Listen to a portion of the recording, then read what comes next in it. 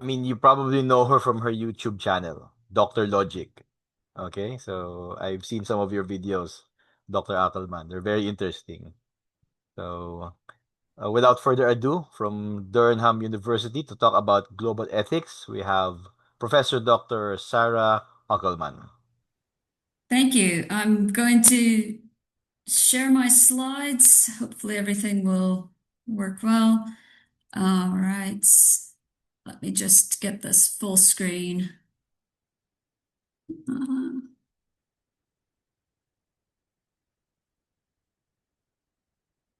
okay. Just want to confirm, can everybody see my slides? Are we good to go? Excellent. Well, first, I would like to say thank you to Dr. Hazel for involving me in this project and for all of the work and enormous effort that she has put into this fascinating and fabulous workshop. I'm very sorry that we're all sitting in our own rooms. It seems strange to have flown all the way from England to the Philippines just to sit on a Zoom call, but I'm looking forward to meeting many of you this afternoon at dinner and hopefully even more of you tomorrow during the second day of the workshop.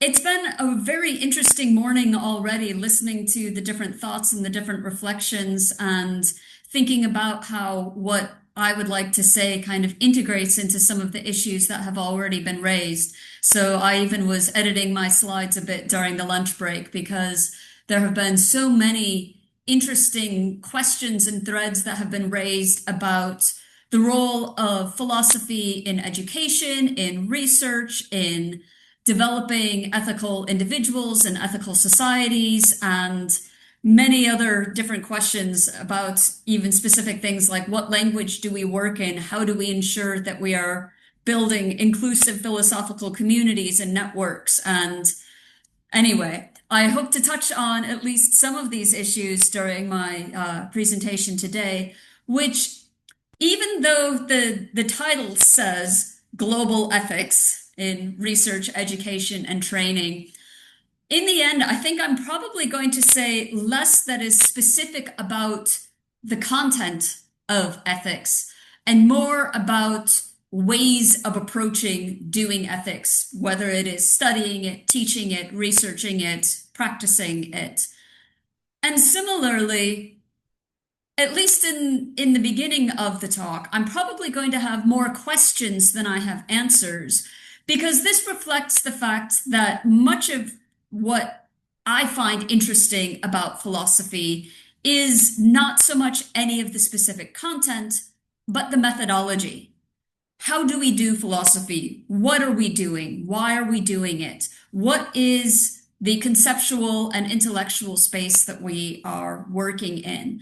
So I'm going to try to bring together a bunch of these threads with a view towards how these questions interact with the question or the topic of global ethics, and then also provide you with kind of ways of thinking about how we can integrate some of these topics into our broader philosophical training.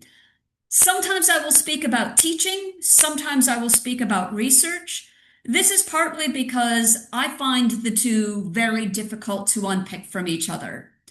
In the UK, at least, there's a strong push towards doing what is called research-led teaching, where the research that you do as part of your philosophical kind of academic persona or life should be brought into the classroom.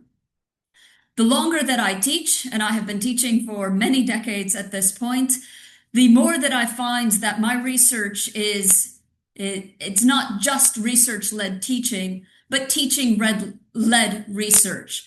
The experiences that I have in the classroom feed my research. They develop questions that I want to explore. And there's this really wonderful synergy. And so this is why, as I said, sometimes I'll speak about research, sometimes about teaching, because I don't think that there is a clear line dividing between these. We don't have research hats that we put on, and then we take them off when we put our teaching hats on, and then we take them off when we go back to doing research.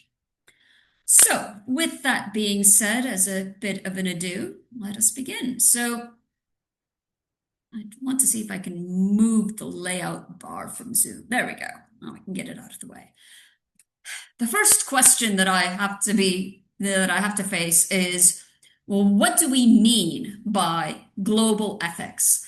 And I think that while there's kind of many different possible ways that this has been used or things that we might mean by it, there's two important ways of thinking about global ethics that are going to feed into what I want to say. The first is that when we talk about global ethics, it could very well be that, this is ethics beyond the generally centered Anglo-European tradition or context. So this is moving beyond, say, like Kant's deontology or utilitarianism or consequentialism, or even the relative kind of newcomer on the Anglo-European philosophical scene, virtue ethics. Now, virtue ethics, of course, does have a history going all the way back to Aristotle, but that history kind of got lost at some point, and it's been a relatively kind of recent revival. So maybe when we talk about global ethics, we are looking at kind of ethical theories, ethical traditions, ethical concepts that exist beyond this fairly narrow Anglo-centric sort of context. So ethics that is situated in a specific, possibly regional, possibly cultural, possibly linguistic context. Another thing that we might mean by global ethics is looking at ethics for global issues. Things in a sense that, kind of the polar opposite of the previous way that we might mean global ethics as situated in a local context or culture or region, and instead looking at, well, what are the ethical issues that are cutting across boundaries, that are not cultural specific, or the types of ethical questions where we are going to have to solve the issues using global partnerships, global connections, global conversations, and global networks. So these might be things like addressing issues of climate change, war, migration, human rights, or even we could put under this the challenges and problems that are being raised by the recent rapid developments in artificial intelligence. We've already heard in one of the talks earlier today about some of the positive benefits that AI can have in making our philosophical research more accessible and more available. But I think everybody here is also aware of the possible negative ethical implications of artificial intelligence developments, whether this is from their impact on the environment, whether it is from kind of questions of ownership of data and who has the right uh, to collect and use personal data for training, or even the fact that many large language models have been trained on what is in effect stolen data. So there's all sorts of kind of positive and negative ethical issues. So just to expand on both of these, what I want to say that kind of global ethics is going to encompass both of these types of questions. And within them, there are more kind of further questions that we can be thinking about. So if we think of global ethics in terms of getting outside of the narrow Anglo-European sort of analytic philosophy centric view of what ethics is, this is something that, again, increasingly philosophers around the world have been developing approaches to. You can see this in African philosophers developing the ideas of Ubuntu or Hunhu, or there's a lot of work being done on indigenous ethics, particularly indigenous kinship ethics amongst the Métis people in North America.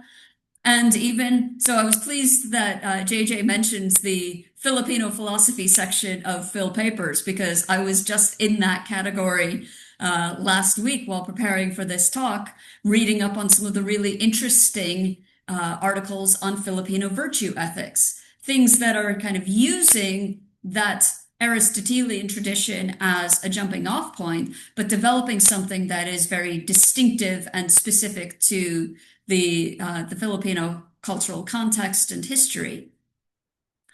And these are incredibly important sorts of developments that we, in an ideal world, we should eventually reach a point where when we are teaching ethics, we aren't teaching traditional European ethics and then global ethics as somehow other or competing, but we should just be able to teach ethics across the board, whether this is Kantian ethics, Millian utilitarianism, Filipino virtue ethics, Aristotelian virtue ethics.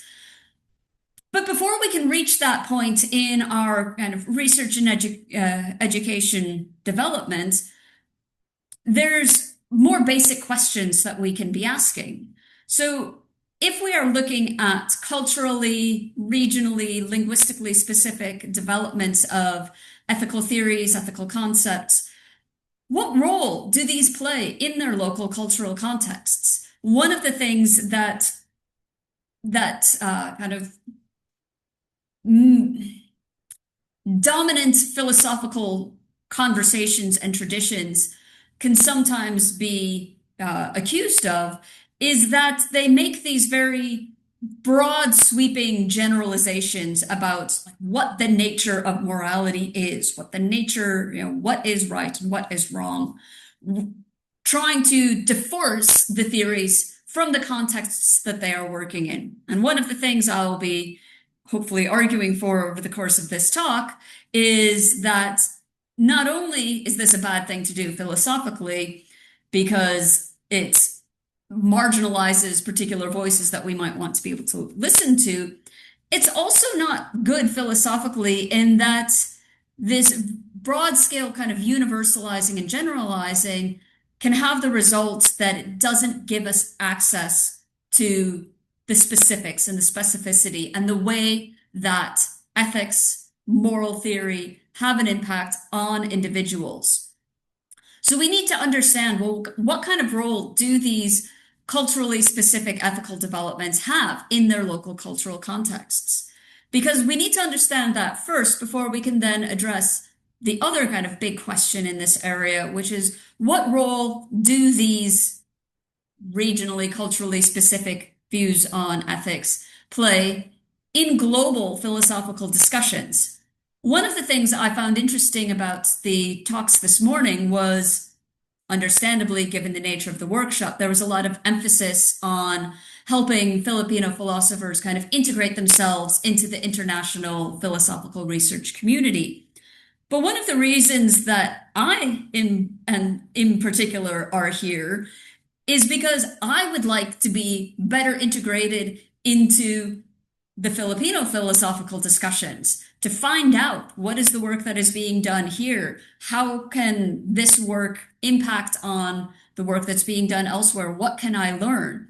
These global philosophical discussions are not just about kind of bringing the margins into the center, but ensuring that the center gets out into the margins as well, so that we end up having a truly sort of global context in which we can discuss all of these historically, regionally specific and culturally differentiated things. And this is because when we have big, deep ethical problems that are crossing national boundaries, that are genuinely global challenges that we aren't, no individual culture or context is going to be able to solve these. We need to be able to know how can we discuss these problems across differing cultural contexts.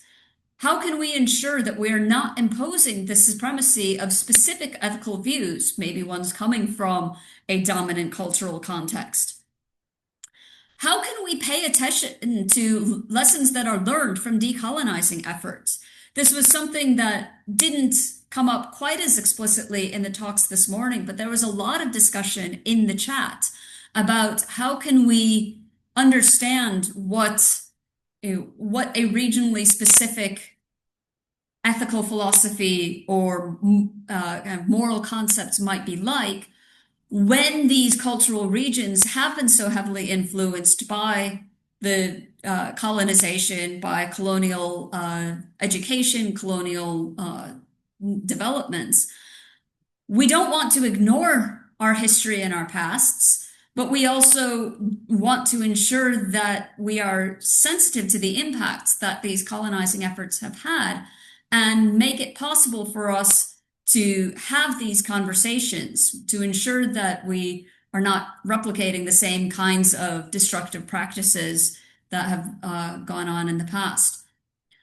And then, kind of, the biggest question that comes from all of this is how do we integrate these, what we might call culturally sensitive ethics and ethical theories, into the global conversations? Because this is, I believe, the only way that we will be able to, address the question of how do we discuss and hopefully eventually solve some of these big ethical problems that transcend any particular region, culture, history, country, language, where we need to be able to both maintain our own specificities, but to be able to speak in globalities. And that is the main tension that I see that is facing these kind of questions of global ethics. How do we balance these two different threads, these two different approaches? And this is where my interest in methodology and what it is that we're doing when we're doing philosophy comes in. So if we want to ask the question of, like, how do we integrate global ethics in whatever kind of way you want to think about it into our philosophical research, education, and training, I can't come in here and tell you this is how to do it until we have first asked the question of why. What is our goal when we think that having a global ethical approach integrated into our philosophical practice? Why do we want to do this? Knowing what our goal is going to help shape how this integration can happen.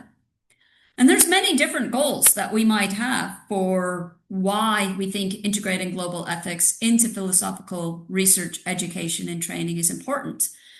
It could be that our goal is to develop moral or ethical individuals, that this is about individual persons, how we can train them, how we can give them the techniques to live moral lives, how we can give them the concepts and the language that they need to make sense of how to navigate a complex moral world, how to make ethical decisions. We might actually want to have something broader than this, though, to not kind of put the onus on the individual for making these choices and decisions. But instead, we might have a goal of developing moral or ethical societies and social structures. So recognizing that individuals aren't working in isolation, that we are working within the confines of the social structures and societies that we live in, and that if we could maybe, in a sense, get the ethics right for these structures, this will then allow for the individuals to develop moral sensitivities, to become virtuous characters. So instead of focusing on the individual, maybe our goal is to focus on the structures in which individuals are operating. Now, I don't want to say that these goals are like disjoint or independent from each other. There's always going to be synergies and feeding in between them. But it is important, I think, for each of us to look at our own individual practices and ask, well, what am I doing this for? It might be that it's not just a goal of developing moral, ethical individuals, moral, ethical societies, and social structures that we are interested in, but that this moral and ethical education comes alongside a broader education where what we are ultimately interested in is developing critical reasoning, thinking, questioning skills. So all of the skills that you would need to have to be a moral individual or to help contribute to the development of a moral society or social structure. There are maybe content specific to ethics, but the skills needed to investigate this content isn't specific to ethics. These are the skills that can be used more broadly for any kind of critical questioning and investigation, whether this is into what makes a good life, what makes a moral life, or whether it's into questions of how do we know things, how do we reason about them. And then this leads to kind of maybe the biggest sort of picture biggest sort of goal that we might have, which is, as philosophers, the big question that we are often facing is how do we get from the abstract to the real, from the general to the particular? And again, this was a tension and a question thread that I saw kind of running through many of the talks and discussions that we had this morning. This idea that, what a lot of academic and, I guess, financial structures value are these concrete outcomes, scientific inventions, progress, policy, all of these things. And as philosophers, we might be sitting here thinking, but we are operating at the theoretical level. How can what we do and what we say translate into this kind of progress or process or product? Now, I want to agree with everybody who said this doesn't have to be the final end goal of philosophy and every philosopher. There is a genuine need for us to be able to work at the level of the abstract and the theoretical, to develop these general theories without having to worry about the question, is this going to have impact? Is this going to change policy? Is this going to be beneficial? The importance of the humanities in general and philosophy in specific is that they give us the scope to ask the big questions and to think the big thoughts, to do the things that make us human. It's why these are the humanities. Nevertheless, abstract theories in and of themselves are not going to give us anything unless we can think about how can we take these theories and bring them into the real world. This goes back to, we could develop the most beautiful ethical theories that we might have, but if we can't bring them back and integrate them into what does this mean for an individual's life? How does this help them make decisions? Then our theories they aren't useful. They're just games. So I want to talk about how do we get from, outside of potentially ending up just playing philosophical games and turning this into something where we can have an impact on people's lives, on the worlds that we live in. This starts, despite everything I've said, I'm going to start from a very general, high level, theoretical sort of position.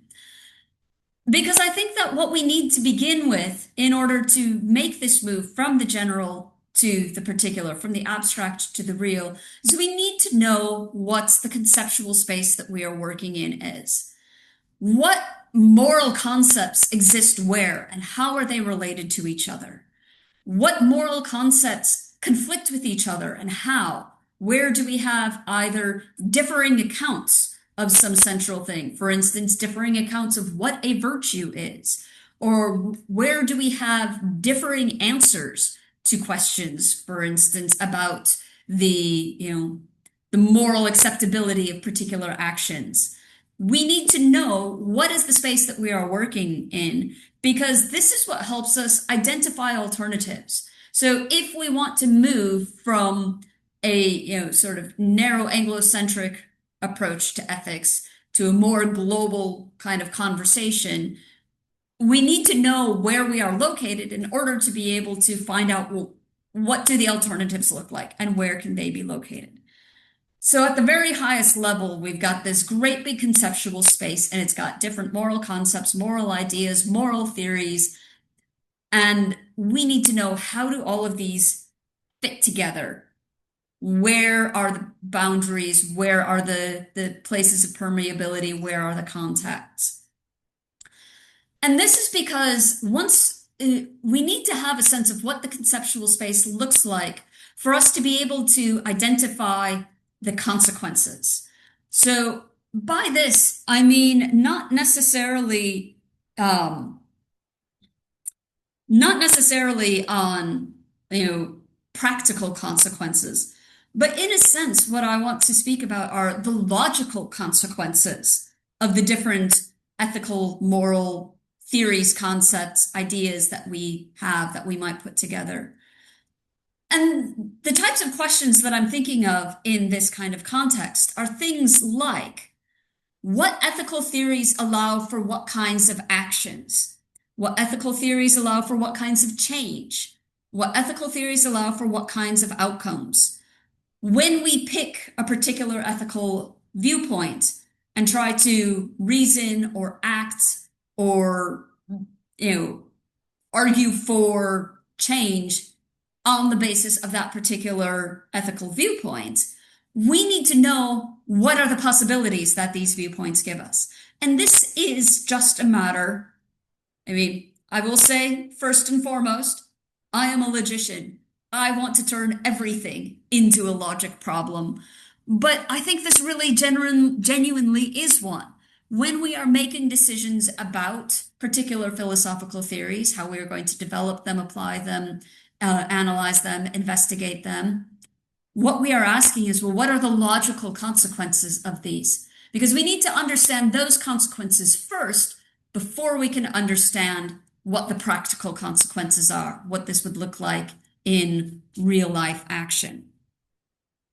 So these are logical questions in a sense rather than moral questions. They have moral content, but this isn't something specific to reasoning about morality. This is something specific to reasoning about how concepts are built and work and integrate and how we can articulate them and use them. So this gives us a bit of a sense of what the theory space looks like. So the conceptual space are these moral and ethical concepts, where they're located with respect to each other, how they interact with each other, where they conflict with each other. And then we have this kind of logical consequence space of, well, what are the impacts of locating ourselves in this conceptual space in different ways? So now what I want to talk about is essentially translating this theory into practice. What does it look like to locate yourself in the ethical conceptual space and then begin to draw out some of the consequences of this location? And I'm going to talk about kind of two different ways that this translation process can happen.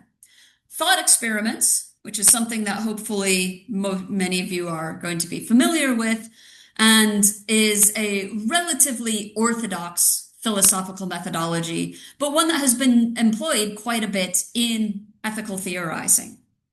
The other one is, I hope, a little bit more out there, a little bit more thought-provoking, but also a way that can address some of the other questions that and issues we've been talking about so far, which is integrating this into classrooms, getting this outside of kind of academic philosophy and into actual practice. How can we use these kinds of methods to talk to people? Going back to kind of, well, what are our original goals? If we want to develop ethical and just individuals and societies, we need to be working beyond just academic philosophy. So, thought experiments. Thought experiments, as I said, are a very common sort of way of picking through the details of ethical theories to try to identify interesting consequences. So they have many advantages. Thought experiments are generally very clearly definable. They can be articulated, maybe a paragraph or so, and it's very easy to kind of highlight, this is the particular kind of ethical dimension that I am interrogating. These are the background assumptions. These are the concepts and the theories that I'm going to use. And this allows us for a very kind of easy to navigate exploration of the conceptual space because we are making everything explicit about the background theory, the choices, the definitions being used. Thought experiments are also incredibly valuable because they help us to avoid unnecessary complexity. They allow us to kind of zero in on the bare bones, the specific facts that matter, and ignore everything else. And that everything else includes ethical issues, philosophical issues, features about the real world that could perhaps, if we tried to include them, just distract us. and make it confusing and difficult to see. And this is what helps us make the logical consequences explicit. Now, I will kind of speak through a model of thought experiments that essentially turns them into a, you know, a logical argument, to make it very explicit that whether we are talking about thought experiments in ethics or thought experiments in philosophy or any, other, or in metaphysics or any other branch of philosophy, the same sort of argumentative structure is going on. So this is a lovely model that is taken from Huckfest 2009. Don't worry if you look at this and you don't necessarily immediately understand the notation. I will read through how to understand this. Huckfest argues that thought experiments pretty much across the board represent the same sort of argumentative structure. The first thing is that we say, okay, there is this kind of possible context or consequence. So that's our first premise. Possibly C. It is imaginable, it is logically consistent, there is a possible world, however you want to spell this out. And then we take a step back and we look at our theory. This is the theory that we are interrogating with our thought experiment. That is what makes up this T. And one of the kind of material consequences of this theory is that this context or concept C necessitates that the world is a particular way.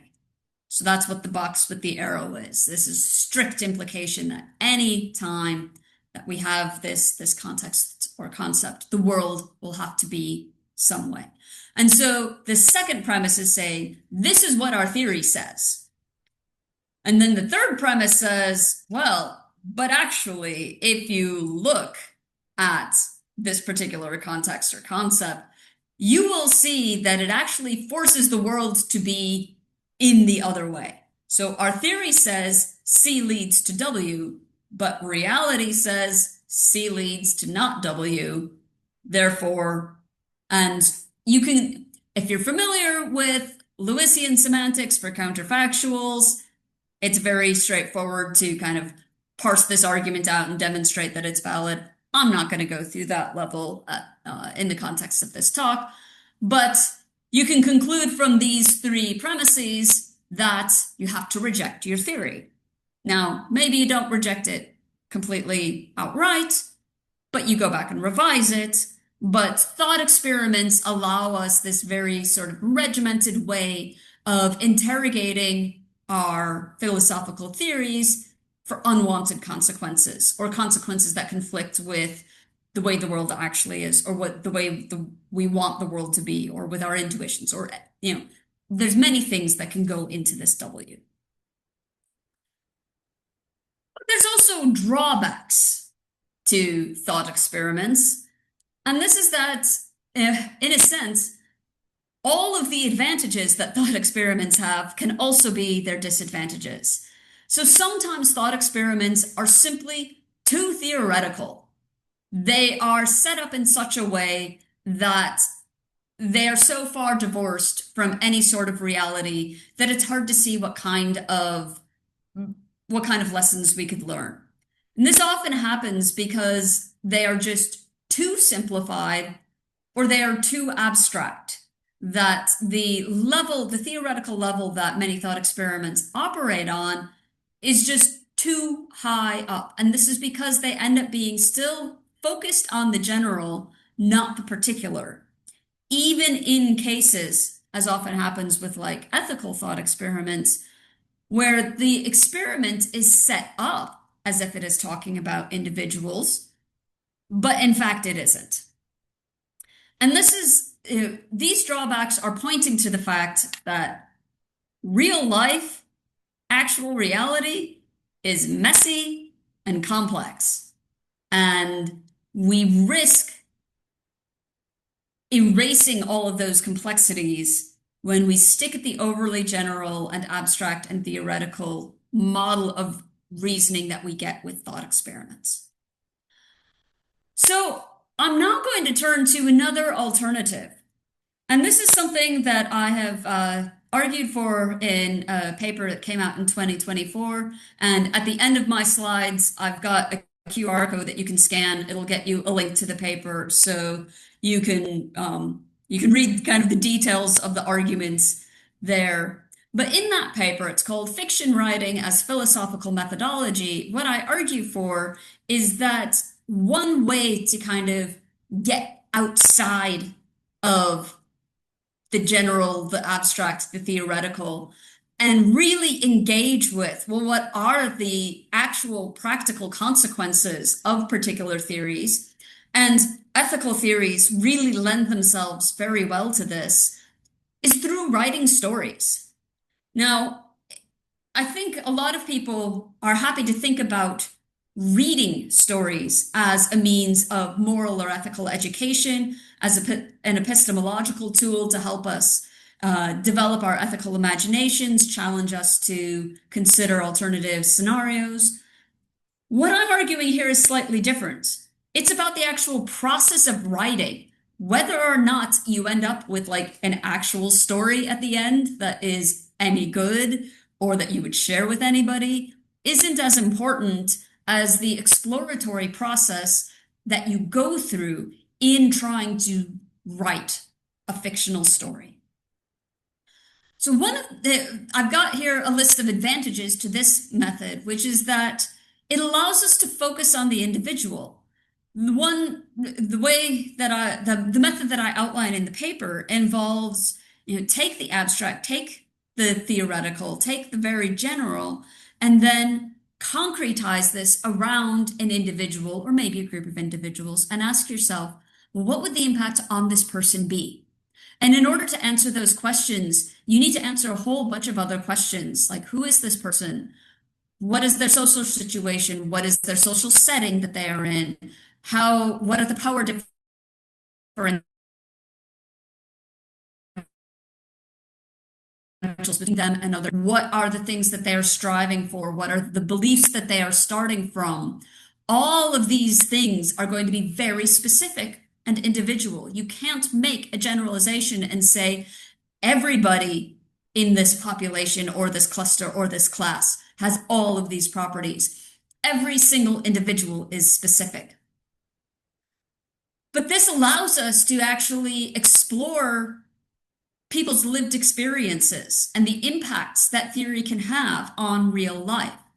So it's very easy to kind of sometimes in our philosophical armchairs sit back and consider questions of, yes, well, who should count as a person? We need to define personhood first, and then we can talk about agency and patiency and responsibility and blame. But at some point, you need to take your definition of personhood and like place it onto the real world and ask yourself, is it getting things right? Is it identifying as people the things that it needs to count as people? And this is the development of what I would call a situated model, where we take the general and put it into a very specific context. And this will provide us with much more fine-grained results. So it's not just looking at kind of the general thought experiments, but saying, okay, if we adopt this as our philosophical approach, then in this individual person's life, what are the consequences that this has? And one thing this allows us to do is allows us to tap into the affective side of experience, which is that life is more than just abstract, theoretical rationalizing and reasoning. And as I said, I'm a logician. This is what I want to spend my life doing, abstract rationalizing and reasoning. But this is not what humans are. We are messy, complicated, physical, situated, embodied, emotional creatures. And so too often our philosophical theorizing neglects to take this into account. Whereas when you are writing a story, not only do you get to kind of explore the impact that some philosophical choices might have on an individual's life, thoughts, and feelings, but you can use your own feelings to feed into the writing. You can use the words that you choose and the way that you set up scenes to engender feelings in the people reading. So, this affective side, where you're making people feel and not just think, is really important and a dimension that sometimes gets lost out of other philosophical writing. Other advantages. It's easy. Well, it's easy in the sense you can just sit down and start writing. Some of you might also find it hard because to write well can be difficult, but you don't have to share what you're writing with anybody. You can do it just for yourself. It's fun, it's explorative, it's creative. It allows us to think about concepts in ways that are not constrained by the journal article or the book chapter. And one of the other advantages that you get with writing fiction is that you can have these unjustified starting points. You can pick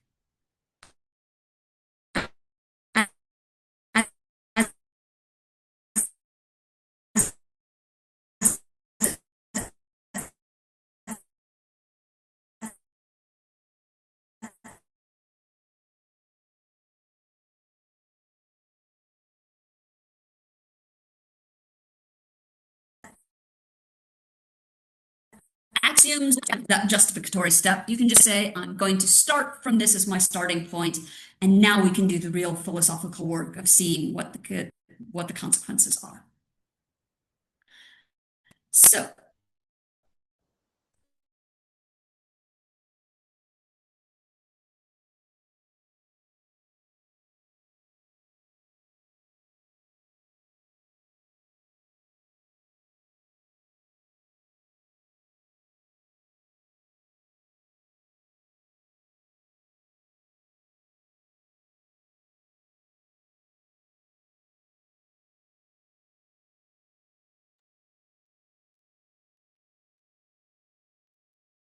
Okay, guys, I think we're having some technical difficulties, so let's just wait for Dr. Uckelman to regain her Wi-Fi, or maybe she has to restart her device, no? So yeah.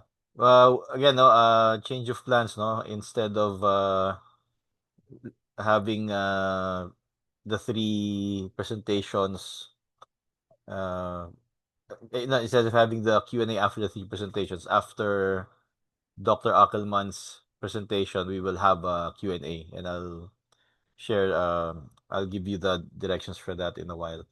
So I think she just restart. I think she probably restarted her device. So ano yun, let's give her a few minutes there, maybe 3 to 5 minutes. No? So yeah, okay. So in the meantime, if anyone needs to freshen up a bit or stand up and do some stretching, go right ahead. Okay, so again, if she's restarting the device, expect that to be not less than 5 minutes. Probably could take more than that. Okay. By the way, wait lang. There's an announcement here. Okay. So as of now, there are 13 people joining the dinner. Okay, at Jerry's. Tama ba to, Hazel? Jerry's Grill ba to? Am I correct? Tama ba? Jerry's? Okay, 5 p.m. Again, this is an invitation for everyone. Hindi lang yung mga naka-book sa mga nearby hotels, sa Lasal. Okay? If you want to make that trip, okay, from wherever you are, again, it's still at 5 p.m. naman eh. 5 p.m. pa naman siya. If you want to go, okay lang. Okay lang yan. Walang problema. But do inform Mr. Joshua Sanchez if you're joining kasi he has to take note of that. Okay? So you can personally message him again if you want to go. And again, this is not just limited to those who are nearby. Okay? Kung gusto nyong bumahe, walang problema. Pero magsabi kayo. Yun ang importante. As of now, we have about 13. Okay? So, yeah. Great. Let me just check. May mga updates pa yata. Sandali lang. Okay. All right.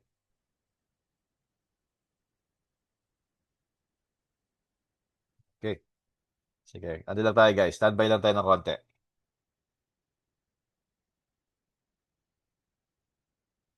Yeah, okay. Welcome back, Dr. Uckelman. I assume I'm, you restarted your device, I assume. yes, Okay, yes. I was correct. Yeah. Okay, Yeah, very, very sorry about uh, that. I think my computer just overheated. It is okay. struggling with the weather alongside everyone else. Okay. But I shall go back to my slides Okay. and um, so where did I get through this slide? I just want to make sure that I'm starting up again at the right place.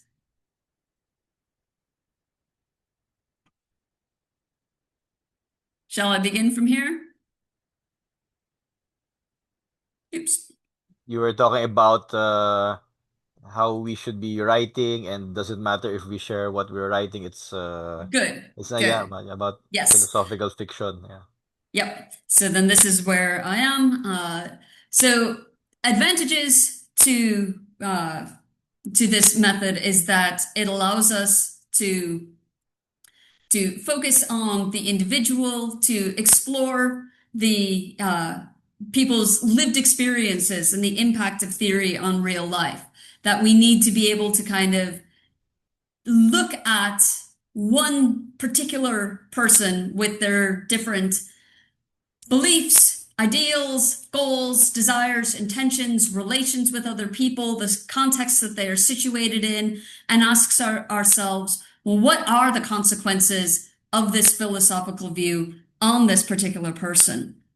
These situated models provide us with much more fine-grained results about what the consequences of our ethical theories are, because precisely we have to deal with the messy and complicated sides of things.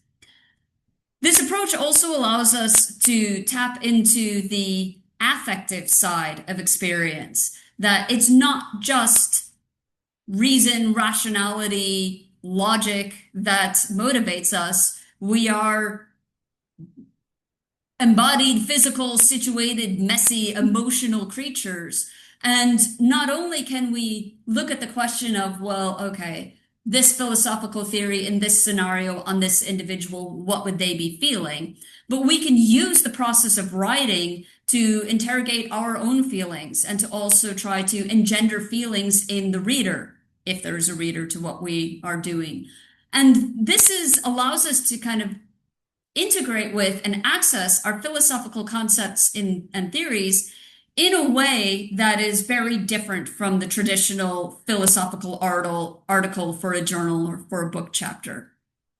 Fiction writing is easy, or at least it has a very low entry point. I mean, some people might say fiction writing is really hard if you're trying to do it well. But if you're just doing this for your own internal purposes, it doesn't matter if you come up with a good story. It's the process of writing that matters.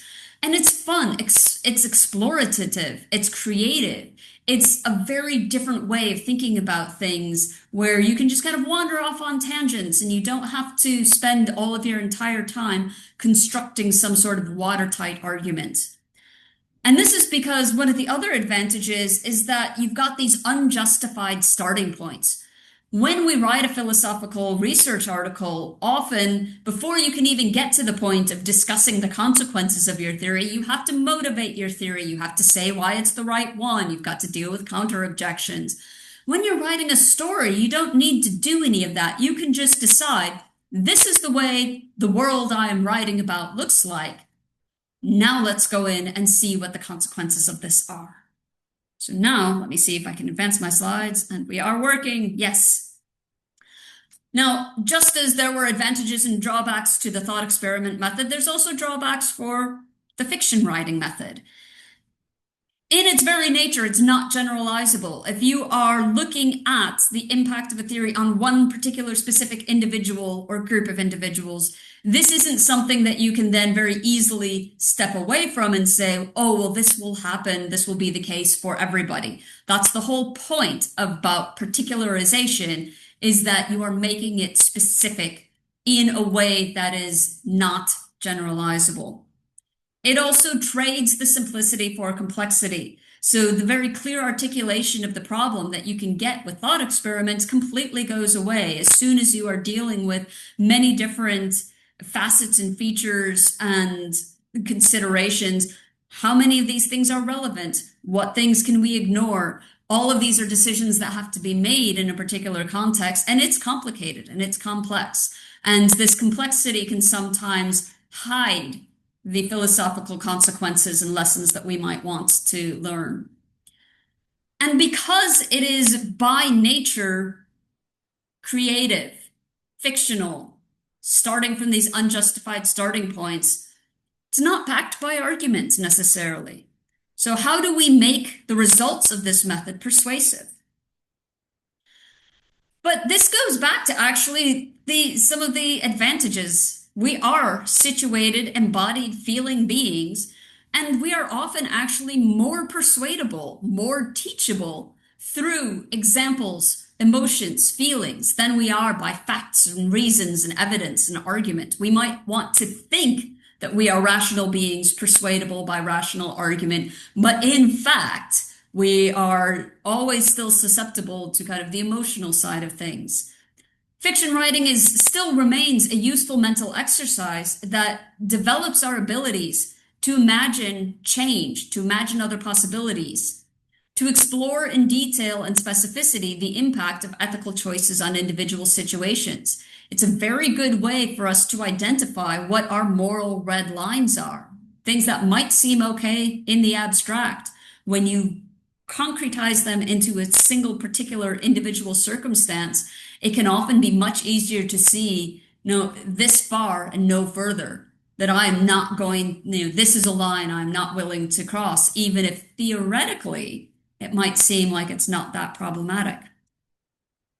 So by way of summing up, to bring things back to global ethics, another kind of advantage to this sort of approach is that storytelling itself is global. Every culture tells stories. Every culture uses stories to teach, to educate, to challenge, to develop imagination. Storytelling is also local. Every culture has their own stories, their own way of telling stories, and also importantly, their own language for telling stories. Storytelling is something that we do from a very early age. We tell stories to ourselves, we tell stories to our children, we have stories told to us. This is part of why this methodology is fun and easy. It's because it is so familiar. So for anybody who is out there teaching in like a high school or even I don't know if anybody gets to teach philosophy in a primary school, getting children to engage with philosophical concepts through exploring, writing stories about them is a very easy way to get them to be thinking in these things. And to go back to that general question of, well, how do we make philosophy relevant to other disciplines? How do we integrate it? Storytelling and writing stories, constructing stories, thinking about stories. This is something that can be translated and transferred into any other discipline. And as I said, it is fun. So with apologies for the break in the middle, I hope I didn't repeat too much of myself or miss out too much of what I said before I realized no one could hear me. I will end. This is the reference to the paper that I have. If you'd like to read much, much more about kind of the philosophical arguments for this as a methodology, plus some kind of practical advice on how to get started, you can either just search Google for the reference or scan the QR code, and that will take you to a URL that goes directly to it. And with that, I would just like to say thank you.